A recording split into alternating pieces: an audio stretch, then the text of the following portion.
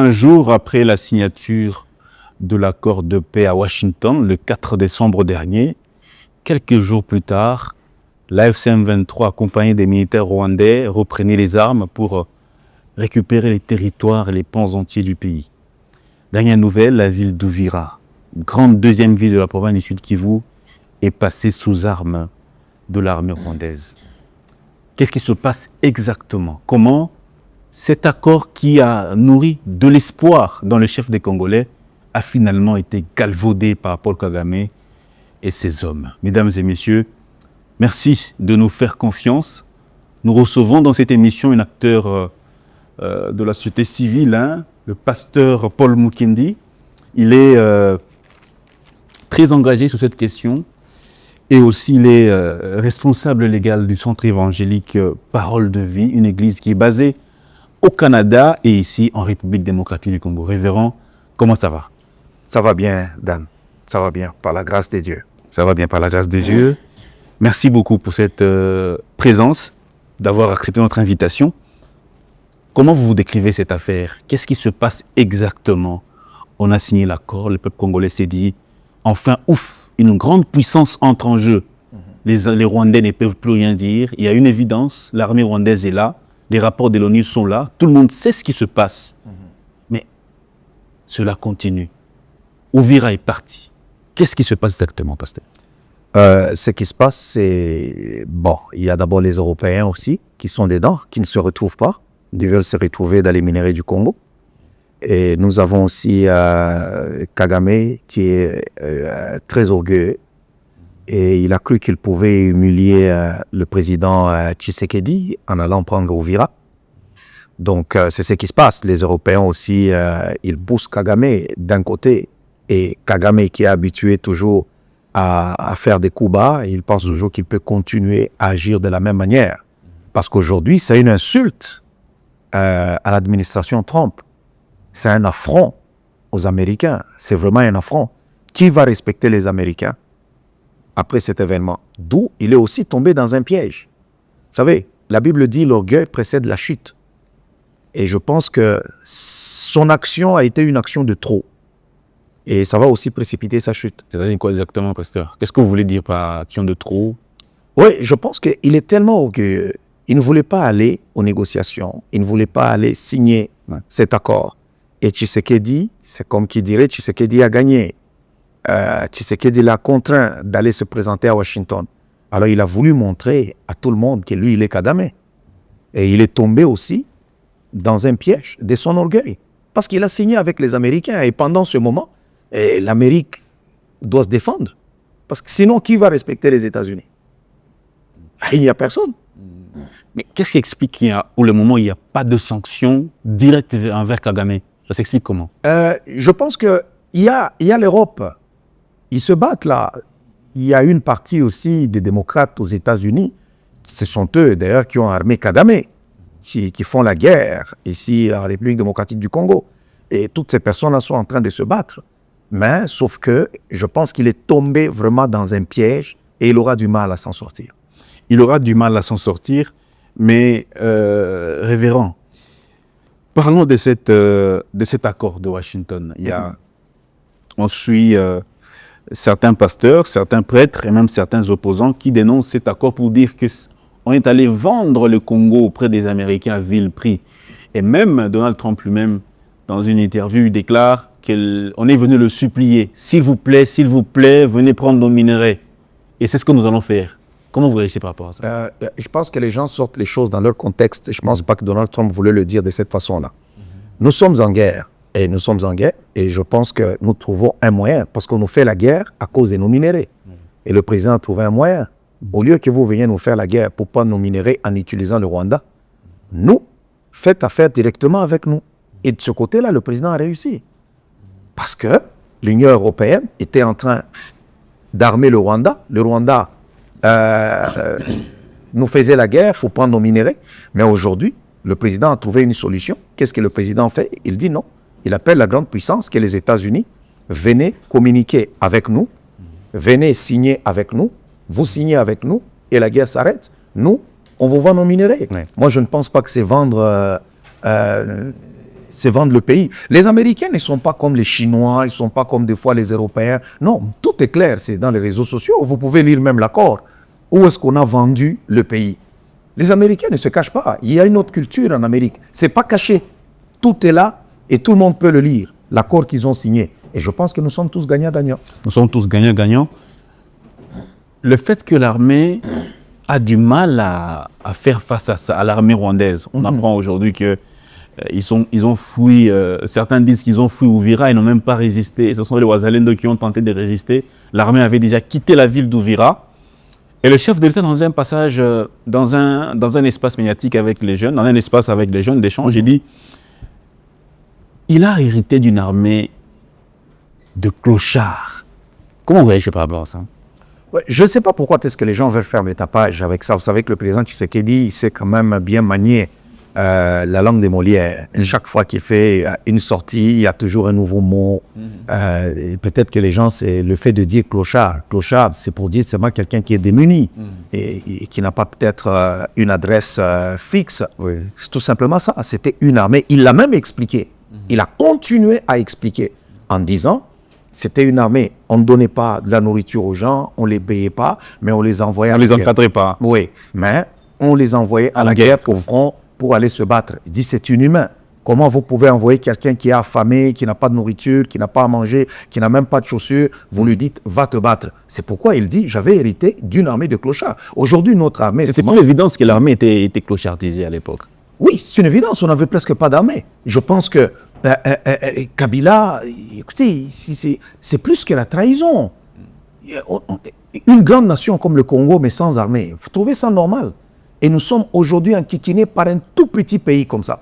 On est sans armée. Mais on a été infiltrés. D'autres lui posent la question, lui retournent la question, mais en ces temps, qu'est-ce que lui a fait pour relever cette armée? Vous savez, les Congolais, ils veulent dire dans 7 ans. Or, en réalité, le président Tshisekedi, d'abord dans son premier mandat, a dirigé avec Kabila pendant presque 2 ans. Donc, il a fait peut-être 2 ans et demi au pouvoir lui-même. Avec Kabila, ils ont été presque 2 ans et demi ensemble. Et il a eu l'effectivité du pouvoir peut-être pendant... C'est 2021 qu'il a pu mettre les examens, tout ça. Bon, de 2021 jusqu'à même maintenant, ça fait 4 ans. 4 ans ça seul. fait 4 ans seulement. Vous avez une armée inféodée. Vous avez beaucoup de Rwandais étaient dans notre armée. Et vous voulez demander à une personne de faire de la magie, comme avec un bâton magique, pouf, il tape, et puis tout redevient maintenant clair, on a une armée forte. Non, les généraux, ça se forme. Les colonels, les majors, les lieutenants, les capitaines. Mais on se souvient également des il y a des formations. Comme des Mamadou Ndala, des Bundiamabé qui se sont battus pour ce pays jusqu'à laisser leur peau. Oui, mais c'est des héros qu'on vénère aujourd'hui. Oui, mais quand ils se sont levés pour protéger leur pays, ils ont été tués. Il faut poser la question, qui les a tués? Qui a provoqué, qui a causé leur mort? On a tout fait pour nous fragiliser, on a refusé de nous donner une armée forte. Et aujourd'hui, nous sommes en train de reconstruire une armée forte. D'ici là, le Congo sera aussi une armée forte et on sera capable de protéger nos frontières. Tous les 2 345 000 km², on va les protéger, mais seulement si nous avons une armée forte. Parce qu'aujourd'hui, c'est le Rwanda. Demain, ça peut être aussi un autre voisin qui peut se lever comme ça, si vous n'avez pas une armée, pour vous enquiquiner aussi. Et nous ne voulons pas que pareille chose se répète. Mais il y a aussi un extrait d'interview du chef de l'État qui passait, je crois, sous France 24, où on lui posait la question dans quel état il trouvait l'armée. Il disait, j'ai trouvé une armée structurée, organisée. Mais aujourd'hui, il dit qu'il a hérité d'une armée des clochards. Est-ce que ce n'est pas contradictoire? Oui, mais il y a un langage d'un politicien, d'un homme qui prend le pouvoir, qui ne contrôlait pas grand-chose. Tu ne vas pas te mettre l'armée à dos. Aujourd'hui, il a l'effectivité du pouvoir. Il y a des choses où il parle librement. Mais avant, non, on ne peut pas dire qu'il pouvait parler librement. Il ne contrôlait rien. C'était Kabila qui avait tout entre les mains, malgré que le président Tshisekedi était au pouvoir. Il était majoritaire. Il avait l'Assemblée nationale, il avait le Sénat, il avait l'armée entre ses mains, il avait la Cour constitutionnelle entre ses mains. Oui. Il avait tout, il avait tout. Mais aujourd'hui, on l'a bouté dehors et les Congolais ont retrouvé leur pays. Et tout ce que nous voulons maintenant, c'est l'intégrité territoriale. Donc moi, je ne vois pas de contradiction. Tout le monde sait dans quel contexte le président a trouvé le pays. Et lorsqu'il a gagné les élections, il a prêté serment. Kabila ne lui a pas laissé le pouvoir. Est-ce que c'est approprié le contexte dans lequel nous sommes? Nous sommes en guerre. On a besoin d'une armée qui soit forte. Est-ce que c'est approprié de sortir une telle phrase, un tel mot? Il n'a pas dit « j'ai une armée de clochards ». J'avais trouvé. C'est le passé. Mais c'est le passé. C'est comme quelqu'un qui dit « j'avais hérité d'un pays chaotique ». Mais c'est le passé. Quand il parle de cette armée-là, c'est le passé. Et voilà pourquoi maintenant, nous avons nos militaires qui sont payés. Nous voulons construire une armée forte. Il y a eu des recrutements. C'est le passé, je ne sais pas. C'est parce que tout simplement, les ennemis du Congo ont récupéré cette affaire pour en faire, je ne sais pas, une histoire compliquée. Non, c'est dans le passé. Il a conjugué ça au passé. J'avais trouvé. Mais cela ne veut pas dire que c'est dans le présent. Et nous en payons le fait, et tous nous savons quand même ce qui se passe avec notre armée. C'est un secret des polichinelles. Révérend, qu'est-ce que vous reprochez au président Tshisekedi depuis qu'il est là? Il a fait face à cette guerre, il a hérité de cette situation, nous le savons tous. Mais qu'est-ce que vous lui reprocherez personnellement dans ce qui se passe, dans ce qu'il prend comme décision? Est-ce que vous avez une réponse à lui faire? En temps de guerre, j'aurais aimé d'abord l'encourager. Parce qu'il a tenu tête contre ces impérialistes. Ce n'est pas contre Kagame que nous nous battons. Hein. Ce n'est pas contre Kagame. Aujourd'hui, nous pouvons parler dans notre pays parce qu'il y a eu un homme qui s'appelle Félix Tshisekedi, qui a résisté à Kabila, qui l'a déboulonné. Et aujourd'hui, Kabila est comme un esprit un peu en train d'errer à gauche et à droite. C'est Tshisekedi qui l'a fait. C'est parce que les Congolais ont une mémoire courte. Aujourd'hui, Kagame, malgré tout ce qu'il peut faire, il est allé signer les accords. On l'a pointé aujourd'hui comme étant l'agresseur du Congo, ce qui n'était pas encore fait. La seule chose que moi je peux dire, c'est la communication. Si je peux dire que le chef de l'État doit travailler dans le sens, c'est la communication. Et puis... sa communication personnelle, hein? Pas sa communication personnelle. Lui, il communique. Le président, c'est un autre quelqu'un qui sait bien communiquer. Les médias. Donc, en temps de guerre, c'est compliqué. Donc, c'est trop faible. Comme qu'une communication, en temps de guerre, c'est pas bon. C'est pas bon. Les conseillers en communication, le gouvernement... Le gouvernement communique très mal. Le monsieur Patrick Mouyaya, non, qui est ça se communique très mal. un peu dans presque tous les médias, il communique très mal. Est-ce que vous imaginez, dame, oui. Kagame agresse le Congo au Viratom. Oui. S'il y avait une bonne communication, en tout cas, tous les communicateurs, les journalistes, ici à l'interne, même à l'extérieur, devaient parler pour dire on a insulté Washington. Est-ce que vous imaginez la pression que les États-Unis allaient avoir si tout le monde parlait d'un même langage? Mais pour la communication, il faut libérer l'argent. Et il faut le faire. Mais eux, ils utilisent la communication.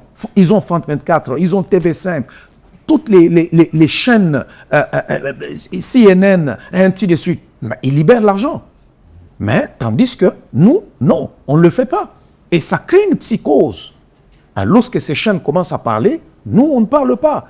Mais aujourd'hui, on devrait encadrer même la communication pour que les gens ne sortent pas sur les chaînes de télévision racontant n'importe quoi. On doit encadrer bien les choses. Mais les communications ne sont pas encadrées. C'est ça aussi le problème. Et les plus grands perdants, c'est le peuple congolais qui ne se retrouve pas. Votre réaction, pasteur, par rapport à ça? Aux Nations Unies, les USA accusent le Rwanda d'entraîner la région vers la guerre. Mais par ailleurs, une personne comme Delis Esanga dit qu'il n'y a pas de solution militaire à la guerre actuelle, à la crise actuelle. La solution pour lui, elle est ailleurs, elle est dans les dialogues ou dans autre chose, mais pas la guerre. Qu'est-ce que vous en pensez? Le dialogue, moi je veux qu'il m'explique d'abord par quel bâton magique le dialogue va-t-il arrêter la guerre? Par quelle magie? Parce que c'est Kagame qui nous agresse. Oui, le Rwanda. Oui, le Rwanda. Mais nous, on se met à la table pour dire à l'interne, nous voulons causer. Et automatiquement, Kagame va arrêter la guerre puisque nous avons causé à l'interne. Moi, je me dis, tout Congolais normal, en ces périodes, doit être derrière son chef de l'État. Que tu l'aimes ou que tu ne l'aimes pas. Parce que c'est lui qui parle pour notre pays, c'est lui qui représente notre pays. Félix Tshisekedi passera, mais le Congo va demeurer. Aujourd'hui, nous sommes là. Mobutu a été dans ce pays. Nous savons aujourd'hui comment est-ce qu'ils ont dirigé ce pays. Mais leurs enfants, leurs petits-enfants sont où? Ils sont dans ce Congo. Parce que nous n'avons qu'une seule nation. Et nous devons tous être derrière notre chef de l'État. Mais par contre, ils veulent un dialogue. Pourquoi? Se partager encore les postes, les ceci, comme un gâteau. Si Félix Tshisekedi voulait s'éterniser au pouvoir, il n'a qu'à accepter leur dialogue, c'est fini. Que pensez-vous de la réaction d'Olivier Kamitatou qui dit sans le M23, peut-être qu'aujourd'hui la constitution serait déjà changée? Mais on va la changer, la constitution. Fait avec ou, je ne sais pas, que le M23 soit là, qu'il ne soit pas là. C'est notre Congo. Est-ce que le Congo ici appartient seulement à Olivier Kamitatou, pas à nous? C'est notre pays et la constitution sera changée. Nous allons prendre cette constitution, la donner à Kabila, qu'il retourne la constitution Cette au Rwanda. constitution a-t-elle aussi, comment dire, comme cause ce que nous vivons aujourd'hui, la guerre ici? Est-ce que la constitution a-t-elle aussi un impact ou un rôle néfaste dans ce contexte? Mais oui, nous avons une constitution qui nous vient du Rwanda. Cette constitution ne nous permet pas à fonctionner, nous, Congo, comme il le faut. Non, nous devons la changer, carrément. Pour eux, dans leur tête, c'est quoi? Dans leur tête, changer la constitution, c'est Tshisekedi encore au pouvoir. C'est ce qu'ils pensent, ils pensent à un troisième mandat. C'est tout simplement ça dans leur tête. Oui. Tous, c'est la présidence. Donc maintenant, vous allez gouverner quel pays si le pays est pris? Vous allez gouverner, tu vas devenir président dans quel pays? Au lieu d'abord de se battre pour l'intégrité territoriale de votre pays, mais eux, ils se battent d'abord pour la présidence. La présidence. Écoutez, Tshisekedi, pour moi, je l'ai toujours dit, c'est le meilleur président depuis notre histoire de l'indépendance. C'est ce que Mobutu. Vous savez, les Congolais ont une mémoire courte. Hein? Non, je vois aujourd'hui, on a créé des musées pour le maréchal Mobutu, ainsi de suite. Mais nous n'allons pas faire une mémoire courte. Mobutu a détruit notre pays. Mobutu l'a détruit. Pourquoi l'AFDL est venu? Pourquoi le peuple a accueilli l'AFDL? C'est parce qu'on était fatigué de Mobutu. Qu'on se dise la vérité, Mobutu n'était pas un ange. C'est à cause qu'aujourd'hui, nous sommes là agressés. C'est en ce moment-là qu'on se dit, ah non, vraiment, le temps Mobutu, il y avait l'intégrité territoriale, tout ça. Oui, ça, nous ne pouvons pas le refuser. Mais du moins, l'économie, tout ce que nous connaissons, il y avait des enlèvements, il y avait beaucoup de choses, il n'y avait pas de liberté d'expression. Aujourd'hui, si le président Tshisekedi partait, qu'est-ce qu'on va garder de majeur en souvenir de son passage à la tête du pays? Qu'est-ce qu'on gardera en mémoire? Wow. D'abord, aujourd'hui, le président Tshisekedi partait aujourd'hui. Oui. D'abord, les Congolais vont pleurer Tshisekedi. Et pourquoi? Aucun président de tous les Congolais, de tous les présidents congolais, n'a donné autant de liberté aux Congolais comme le président Tshisekedi. Cela se manifeste par quoi exactement? La liberté qu'il lui donne aux Congolais? Oui, la liberté d'abord d'expression. Les Congolais parlent aujourd'hui dans leur pays. Ils peuvent critiquer même le chef de l'État. Les Congolais parlent. Deuxièmement, la gratuité de l'enseignement. Nos enfants peuvent être scolarisés gratuitement. Troisièmement, gratuité de maternité. Quatrièmement, ce qui est même grand, Tshisekedi a récupéré le pays qui était parti, qui n'existait que sur papier. C'est le Rwanda qui dirigeait le Congo sous Kabila. C'est le Rwanda. C'est Tshisekedi qui se bat aujourd'hui. Le fait d'abord de déboulonner Kabila. Pourquoi Kabila lui fait la guerre? Parce qu'il a été déboulonné. C'est ça le problème. Tshisekedi est un héros. On doit étudier, les enfants doivent étudier ça même à l'école. Et c'est très important. On doit mettre ça dans les manuels. Les enfants doivent étudier ça. Il y a beaucoup de choses que nous pouvons garder de Tshisekedi. Beaucoup de choses. Beaucoup de choses. Prenons cette réaction de Monseigneur Ambongo, qui est aussi pasteur comme vous. Il dit, si les appels de la Synco et de l'ECC avaient été entendus, notamment après la prise de Bunagana, combien de vies humaines ne pouvait-on pas épargner? Mais hélas, que du temps perdu, que des victimes que l'on pouvait éviter. Qu'est-ce qu'il fallait écouter? Parce que chaque fois ils ont appelé un dialogue bientôt. Pour lui, la solution, c'est quoi? C'est le dialogue. C'est le dialogue. Ouais, pour lui, la solution, c'est le dialogue. C'est de la sorcellerie, en fait. Ouais, je dis que c'est de la sorcellerie. Moi, je suis un homme d'église. Moi, je suis un homme d'église. Monseigneur Ambongo est sorcier. Moi, je suis un homme d'église. Vous pouvez définir ça comme vous voulez. Pour moi, j'essaie de détecter quand quelqu'un agit sous l'influence de la sorcellerie ou sous l'influence de la magie. Parce qu'on ne peut pas autant détester une personne et détester son pays. Parce que qu'est-ce que le dialogue va changer? Donc, qu'est-ce qu'Ambongo veut nous dire? Il veut nous dire que si tu n'es pas content avec la politique de ton pays, va prendre les armes. C'est ce qu'il veut prêcher aux Congolais. Aujourd'hui, Emmanuel Macron est le président le plus impopulaire de la 5e République en France. On n'a pas vu les Français prendre les armes. Non, ils attendent que Macron finisse son mandat. Si pour eux, Tshisekedi dirigeait mal le pays, il n'avait qu'à attendre que Tshisekedi finisse ses 2 mandats ou bien son premier mandat.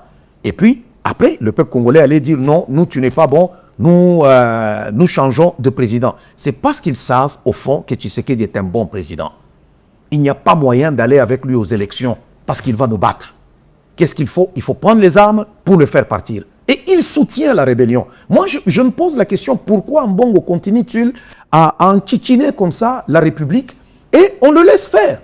Normalement, il fallait qu'il soit invité par les services de sécurité, surtout en ce temps de crise. Nous devons prêcher patriotisme. Nous devons prêcher nos frontières, l'intégrité territoriale. Nous devons soutenir notre chef de l'État. On doit faire front commun. Non, mais il y a des individus qui s'élèvent. Pourquoi? Parce que lui, il est cardinal. Au nom de quoi? Parce que toi, tu es cardinal. Qu'est-ce que ça a à voir avec mon pays, moi?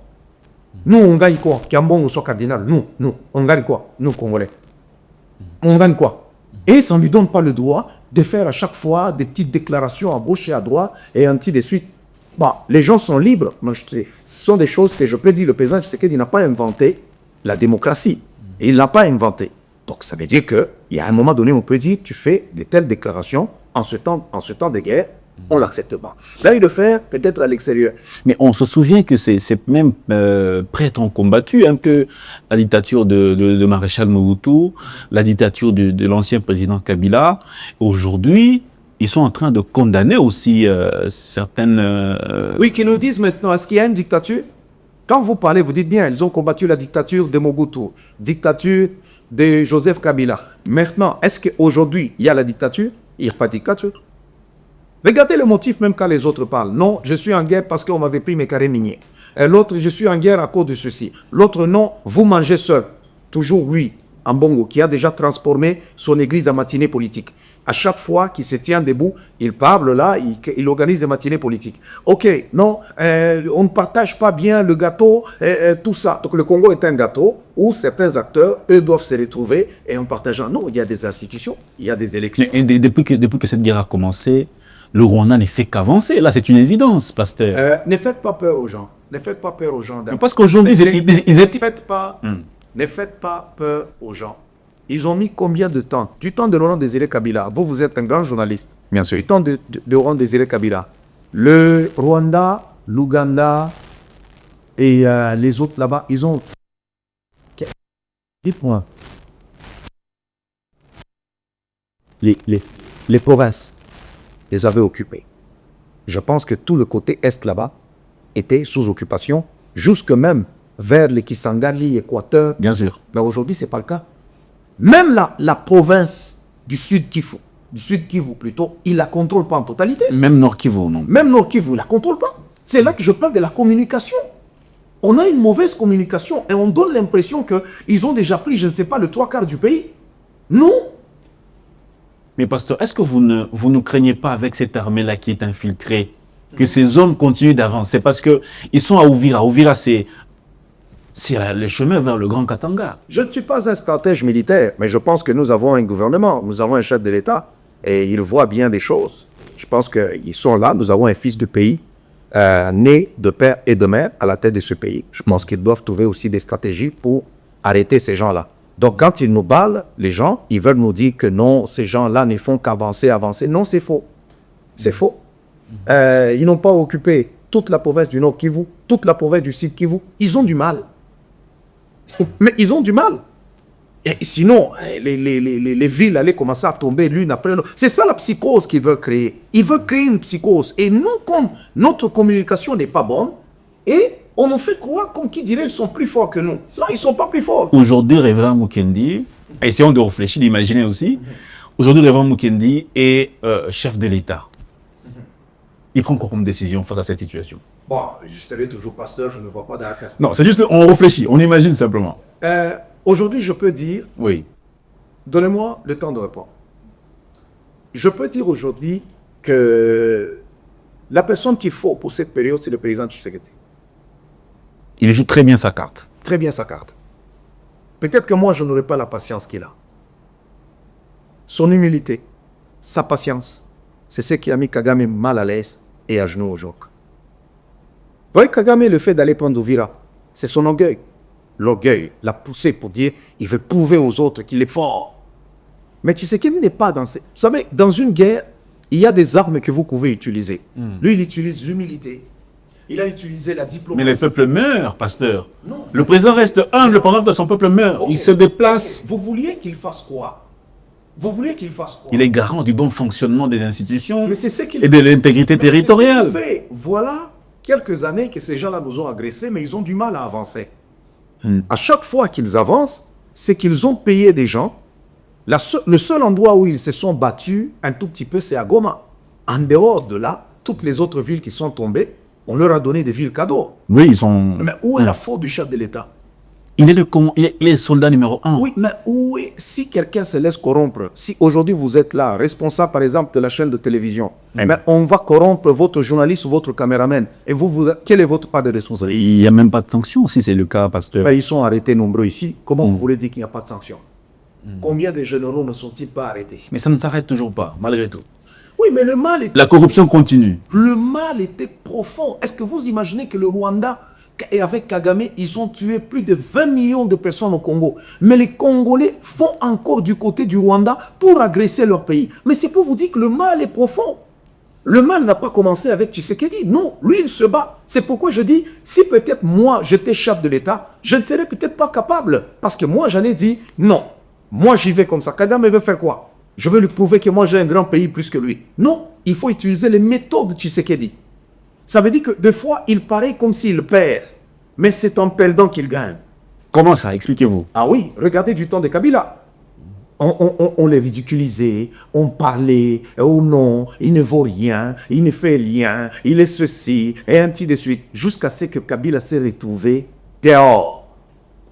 C'est ça la méthode Tshisekedi. Il a récupéré l'Assemblée nationale, récupéré le Sénat, récupéré l'armée, récupéré ceci. C'est ça la méthode Tshisekedi. Donc ça veut dire que, en cette période, on avait besoin de lui. Ouais, on avait besoin d'un nom brutal, de quelqu'un d'impatient. Non. Parce que c'est lui qui a toute la carte et toutes les informations. C'est lui qui les a. Donc quand il regarde, il se dit, bon, écoutez, si on agit comme ça va être compliqué. Si on fait ça va être compliqué. Mais nous, on est en dehors. On est impatient. On se dit, non, il faut qu'il fasse ceci. Il faut qu'il fasse cela. Imaginez-vous que il arrive, moi, je pense que dans son cœur, il brûlait de colère. Peut-être qu'il cherchait à taper Kagame à la Maison Blanche. Mais imagine-toi que le président se lève là-bas, il prend Kagame et il le frappe à la Maison Blanche. Bon, qu'est-ce qui va arriver après? On va dire quoi? Donc il y a des choses aujourd'hui, dans la diplomatie, on a beaucoup plus gagné qu'avant. C'est le Rwanda qui parlait à la place du Congo, dans tous les salons internationaux. C'est le Rwanda qui parlait. Mais aujourd'hui, le Congo parle de sa propre voix. Et ça, il faut mettre ça sous l'actif du président Tshisekedi. La seule chose, c'est que nous devons avoir une bonne communication. Est-ce qu'il y a de l'argent qu'on libère et qu'on ne veut pas distribuer de l'argent aux autres journalistes? Moi, je plaide pour les journalistes qui sont... Si il faut que tous parlent d'une même voix, même ceux même qui se disent opposition ou quoi, tous les prendre, s'il faut les acheter, donner l'argent, parler patriotisme, parler nation, soutenez votre chef de l'État. C'est comme ça qu'il faut faire. Et point bas, c'est lui qui va aller à l'encontre, parler un autre discours, on ferme sa chaîne. C'est comme ça qu'on fait en Russie. Même en Ukraine. On a vu même en France, en Angleterre, les Européens, lorsque la guerre de la Russie a commencé contre l'Ukraine, ils ont fermé les chaînes russes. Ils n'ont pas permis aux chaînes russes de mettre sur leur sol. Pourquoi nous, on ne le fera pas? Pourquoi nous, on ne le fera pas, révérend? Revenons un peu sous les États-Unis d'Amérique, hein, parce que c'est les États-Unis considérés comme étant les grands garants de cet accord. Trump, pour lui, cette guerre, il a fini, il a mis fin à la guerre, il a dit plus d'une fois. Il a dit, j'ai mis fin à la guerre entre le Congo et le Rwanda. Pourquoi il dit pendant qu'elle, selon vous, Qu'est-ce qui explique cette contradiction de fait entre ce que Trump dit et ce qui se passe sur le terrain?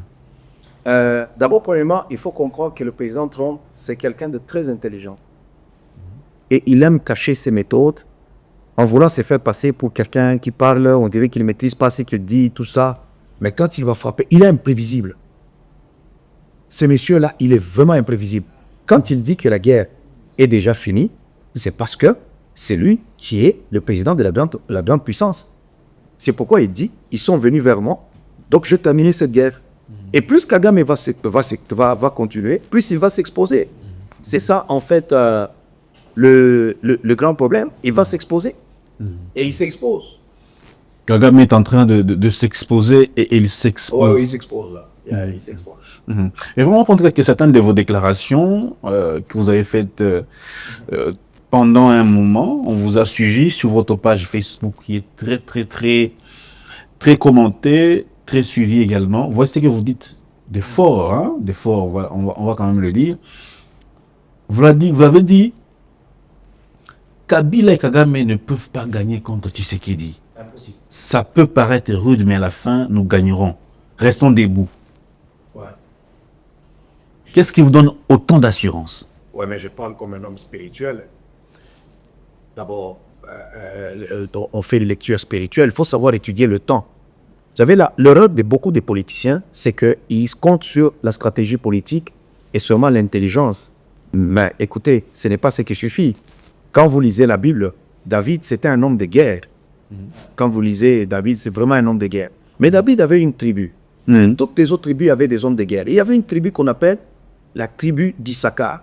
La Bible dit ils avaient des hommes intelligents et qui avaient la connaissance du temps.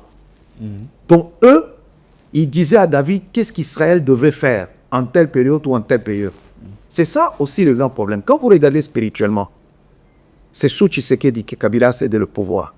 Félix, quand il entre en scène sur le plan politique, directement, Kabila devait céder. Il a pris le pouvoir. Pendant qu'il prend le pouvoir, Kabila occupe tout. Sans armes, sans rien. Il a déboulonné Kabila. Déboulonné carrément. Kabila a toujours échoué face à Tshisekedi. Kagame, à qui Kabila payait même un tribut chaque mois. Ils ont commencé la guerre. Et pendant qu'ils commencent la guerre, ils réussissent à contrôler ce qu'ils voulaient. Ils pensaient qu'ils pouvaient arriver, renverser Tshisekedi facilement ou contrôler même la moitié du pays, tout ça. Ils sont incapables. Ils ont pris Goma, ils sont allés prendre Bukavu et ainsi de suite, tout ça. Mais où en sommes-nous aujourd'hui? Ça nous a permis d'avoir des résolutions aux Nations Unies. C'est toujours ce Tshisekedi. Ça nous a permis aujourd'hui que les Américains l'ont identifié comme Kagame qui a planifié toutes ces choses. C'est sous encore Tshisekedi que Kabila est condamné à 30 ans de prison. Condamnation à mort. Kabila. Et vous pensez qu'ils vont gagner où? Face à Tshisekedi, ils ne peuvent pas gagner. Mais Tshisekedi n'est pas éternel. Oui, il n'est pas éternel, mais c'est pourquoi Jalon me dit une fois, je dis, Tshisekedi n'a pas un mandat, mais Tshisekedi a une mission. Mais comment ça? La Constitution donne un mandat ou deux? Nous devons être sérieux, les Congolais. On ne peut même pas parler élection en cette période. On doit être sérieux. On est un pays en guerre. Un pays en guerre ne parle pas élection. Même en Europe. Ce n'est pas les élections qu'il est arrivé au pouvoir. Oui, mais nous sommes en guerre. Nous sommes en guerre. Vous voulez qu'on organise les élections comment? Parce que j'entends des Congolais là, 2028 arrive, 2028 arrive. Mais écoutez, en 2028, Tshisekedi sera toujours président. Le soleil se lèvera à l'est et se couchera à l'ouest. Tant qu'ils ne vont pas arrêter la guerre, ils vont toujours continuer tant qu'ils ne vont pas arrêter la guerre, ils vont toujours continuer à faire le lit à Tshisekedi. Oui, il va continuer à être président. Parce qu'eux n'ont pas arrêté la guerre. Il faut qu'ils arrêtent la guerre. S'ils veulent que les institutions tournent d'une bonne façon, il faut qu'ils arrêtent la guerre. S'ils n'arrêtent pas la guerre, on ne peut pas arrêter de continuer à tourner. C'est un peu ça. Il faut qu'ils arrêtent la guerre. S'ils n'arrêtent pas la guerre. Bon, on va organiser aujourd'hui les élections comment? Dites-moi. Donc, on va organiser les élections comment? Goma occupé. Nous avons Bukavu occupé. Bon, maintenant, nous allons organiser des élections comment? Logiquement parlant, il n'y a pas élection. Mais la Constitution est claire. Un mandat ou deux. Qu'est-ce qu'on fait? Mais la Constitution, qu'est-ce que la Constitution dit? Lorsque le pays est occupé, la Constitution a parlé de ça? Pas du tout. Ah, mais c'est ça. Il y a un vide. Ça veut dire que moi, je ne dis pas que le président doit s'éterniser au pouvoir. Je dis tout simplement, dans les contextes où nous sommes, c'est lui qui doit défendre notre pays. Nous ne pouvons pas changer aujourd'hui quelqu'un au sommet de l'État. C'est lui qui comprend tout ce qui se passe. Mais vous allez le changer comment? Vous avez des terres occupées. Comment on va faire ça?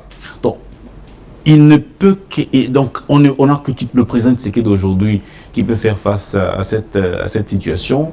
Aucun État congolais n'est digne d'y faire face, pasteur Paul Mikel. Je ne dirais pas ça. Je ne dirais pas ça. Mais pour l'instant, c'est lui qui est à la tête du pays. C'est lui qui connaît toutes ces histoires qui se passent. Mais nous sommes une démocratie constitutionnelle, pasteur. Oui, c'est lui qui... C'est pourquoi des autres qui agressent même Tshisekedi, qui sont de l'autre côté de la ligne, ils parlent d'élections. Pourquoi ils ne disent pas à Kagame d'organiser d'abord les élections au Rwanda? Tous ceux-là qui sont avec Kagame, pourquoi ils ne lui disent pas à Museveni? Museveni qui est là-bas, qui est vieux, qui porte les couches. Il porte des couches. Il est trop vieux. Mais ils ne lui disent pas de changer, de quitter le pouvoir. Ils veulent dire seulement à Tshisekedi, non, tu dois quitter le pouvoir parce que Tshisekedi leur fait très mal. C'est pour cela qu'ils envisagent, il faut qu'il quitte, qu'on trouve quelqu'un d'autre. Parce qu'en réalité, Tshisekedi est très dur, mais il ne le montre pas. Donc c'est quelqu'un qui porte qui donne des coups, mais avec des gants de velours. Donc, mais ça fait très mal, sans que tu ne puisses le voir. Tu vois des gants de velours, ça ne va pas faire trop mal, mais il te fait vraiment mal. Pasteur, un petit mot pour finir. On est carrément en train de clore. Le chef de l'État s'est plaint plus d'une fois de l'état de la ville de Kinshasa. Pas de propriété, une ville... Vous partagez cet avis du chef de l'État? Non, moi je ne partage pas cet avis-là. Non, je ne partage pas. Mais il est les Congolais les mieux informés. D'abord, la première des choses, c'est que nous devons instaurer l'ordre. Nous devons d'abord dire que les gens soient capables d'être soignés. Donc Kinshasa est propre, pasteur. Kinshasa n'est pas propre. Kinshasa, c'est une poubelle à ciel ouvert. C'est trop sale. Mais on doit apprendre d'abord au Quinois d'être propre. Et deuxièmement, on doit aussi donner l'argent qu'il faut. C'est quoi le problème? Pourquoi Kinshasa n'arrive pas à se rendre propre, à se rendre belle comme les autres capitales? Qu'est-ce qui se passe? Oui, ben, il faut créer des structures qui font en sorte que la ville soit vraiment propre et puis éduquer la population. Il faut éduquer la population. Et quand vous avez une population qui torchonne dans la maison et puis qui jette de l'eau dans la rue, vous voulez que le gouverneur fasse quoi? Il faut éduquer, d'abord commencer par éduquer la population. Et puis qu'on regarde aussi le budget qu'on a pour notre propriété. Pour une grande ville de près de 20 millions de personnes, c'est beaucoup. Révérend, on va finir. Dernière question peut-être pour finir, pour clore. Aujourd'hui, on a beaucoup de pasteurs.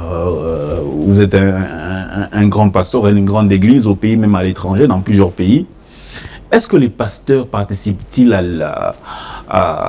on va dire, au développement ou à la croissance d'un État, où ils appauvrissent davantage les nations?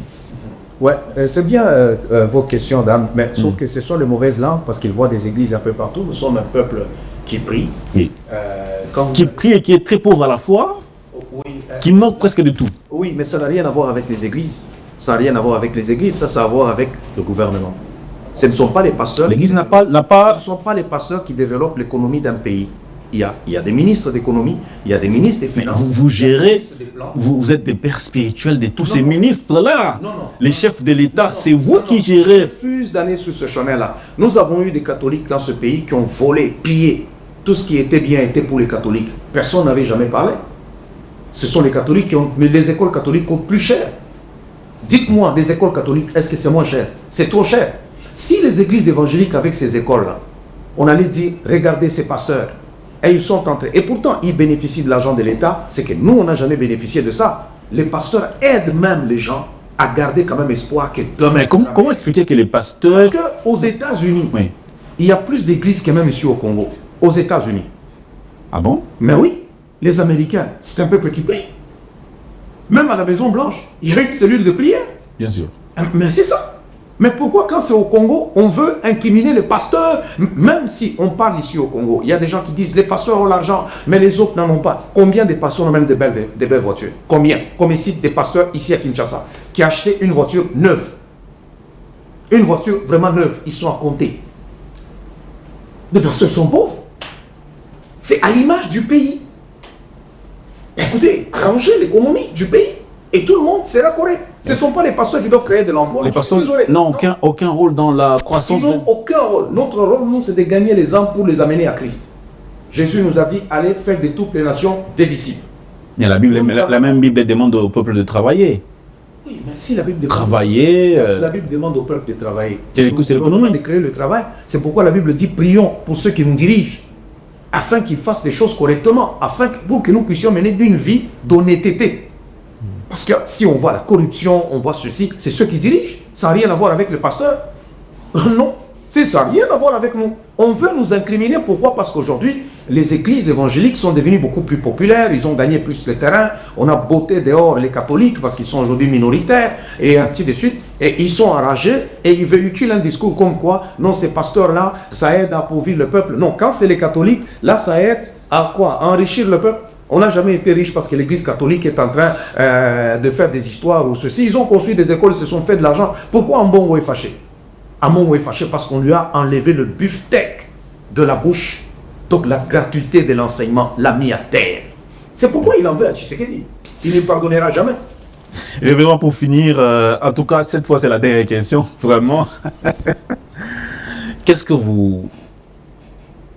Quand vous observez la société congolaise, qu'est-ce qui vous choque le plus? Et comment on peut améliorer ça? Moi je dis, il y a beaucoup de choses qui vous choquent. Mais c'est que Kabila a détruit le Congolais pendant ses 18 ans. Il était en mission. En mission? Oui, il était en mission. Cette mission, il a réussi. Et a détruit l'homme congolais? Il a détruit l'homme congolais. Il a détruit l'homme congolais. Parce que vous imaginez qu'il y a des gens qui sont là. Oh, que Nanga vienne. Que Nanga vienne. C'est absurde. On ne peut pas accepter le Rwandais dans notre pays. Non. Ça, nous, Congolais, nous refusons. Ouais. Même si Mobutu était vivant, aujourd'hui, on n'accepterait pas. Si on avait compris que ces gens-là allaient nous apposer trop de malheur, on n'allait jamais accepter leur dérive. Ouais. Révérend Paul Mukendi, représentant légal du Centre évangélique Parole de Vie, homme de Dieu, merci beaucoup. Merci bien. Merci à vous tous qui avez suivi cette émission qui touche donc à sa fin. On espère qu'elle vous a plu et vous